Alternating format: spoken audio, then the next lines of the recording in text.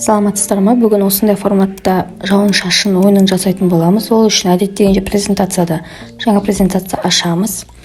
Мінекей первый слайд дегенді басамыз. Макетке кіріп, пустой макет таңдаймыз.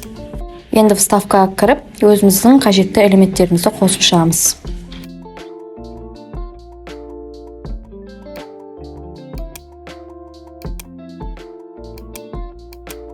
Мінекей енді вставка деп мынандай әртүрлі өзімнің қалаған дизайнда жасыл түсті жерді және көк түсті аспанды қоямын.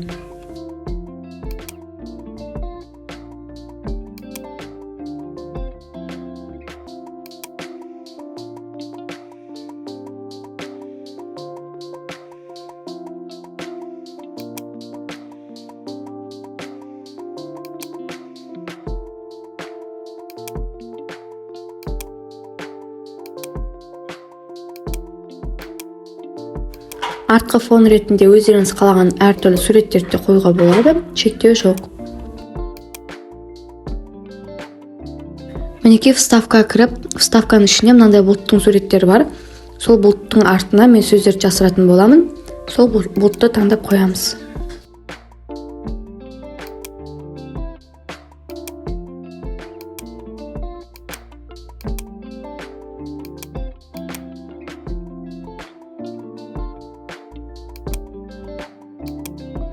Мінекей төрт бұрышты қостым. Бұл төрт бұрыштың үстіне мен қазір тексеру деген сөзді жазамын.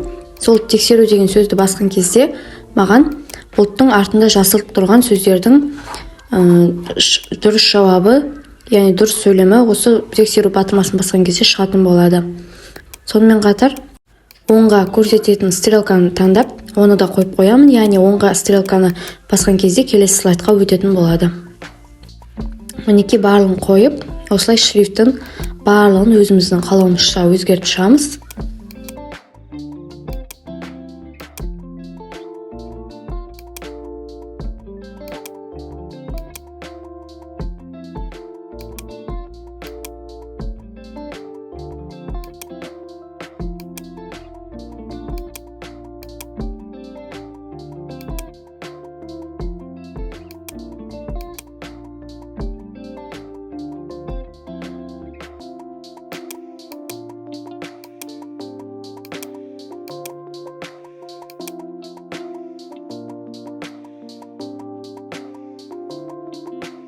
Мінекей бірінші надпись дегенді вставка арқылы қойдым. Менің мекенім, туып өскен мекенім Қазақстан деген сөйлемді алайық. Сол сөйлемнің әрбір сөздерін жеке-жеке надпись деп қойып шығамын. Мінекей мысалы менің деп қойдым, және келесі бөлек туып өскен және мекенім Қазақстан деген сөздерді осылай бөлек-бөлек қойып шығамын. Сосын олардың да шрифттерін барын өзгертіп шығамыз, сөйтіп анимациясына кірісетін боламыз.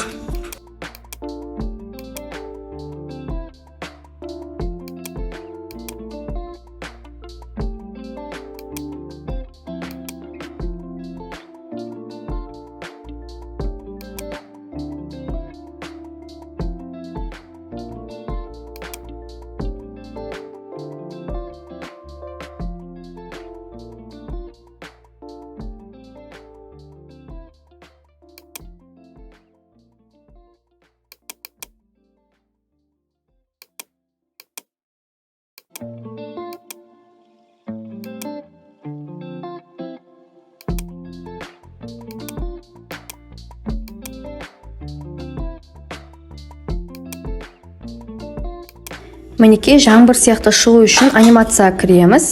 Астында мінекей вылет за кадром деген таңдаймыз. Мінекей добавить анимацию деп қойдық.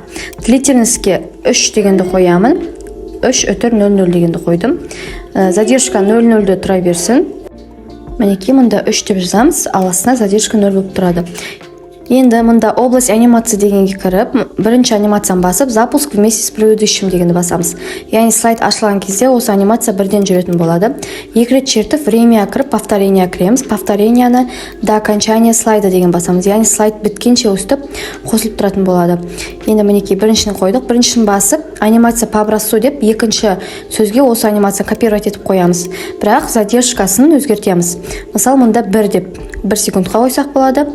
Келесі сөздерге де осылай задержкалардың айырмашылығын 3,5, 2,5 деген секілді қылып әртүрлі айырмашылықта задержкалар қойып шығамыз.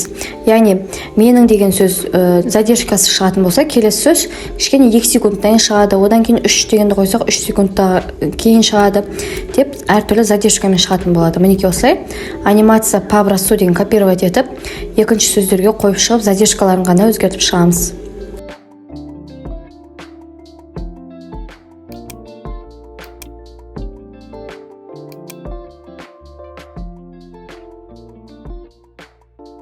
Мінекей енді мына бұлтты копировать етіп, қалған сөздердің үстіне қойып шығамыз. Копировать ставить етіп қойып шықтық мінекей.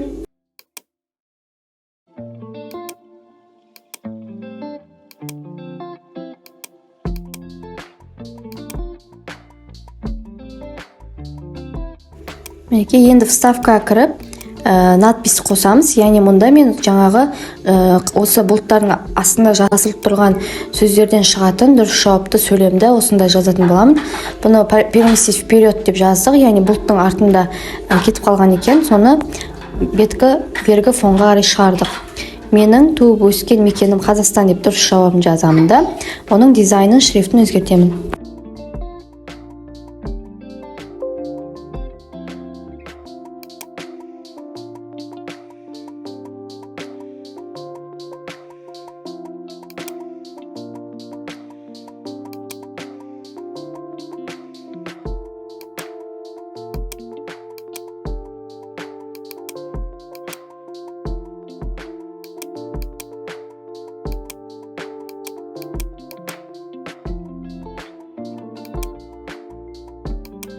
Енді анимация кіреміз. Мінекей форматқа кіріп, область выделения кіріп, осы тексеру деген объекттің атауын көріп аламыз. Сөйтіп, сөзді басып, возникновение деген анимация қойып, по щелчку жаңағы тексеру деген сөздің атауын басамыз. Яғни сол тексеру деген кезді басқан кезде осы сөз шығатын болады. Егерге сол тексеру деген сөзді қоямыз. Ал мына стрелкаға вставкаға кіру арқылы мінекей действияны басамыз. Және перейти по гиперссылке следующий слайд дегенді басамыз. Яғни осы стрелканы басқан кезде келесі слайд болатын болса, келесі слайдқа көшетін болады. Мінекей тексеріп көрейік. Пока слайдан бастық. Сөздеріміз ағып жатыр жаңбыр секілді. Тексеру батырмасын бастық. Мінекей жауабымыз шықты. Енді стрелканы басқан кезде келесі слайд болатын болса, келесі слайдқа өтетін болады. Осылай өзіміз қалаған слайд санын енгізіп, осындай жауын-шашын ойынын құрастырсақ болады. Мінекей дубликат жасап, сөздерін өзгерте қоямыз. Назарларыңызға рахмет.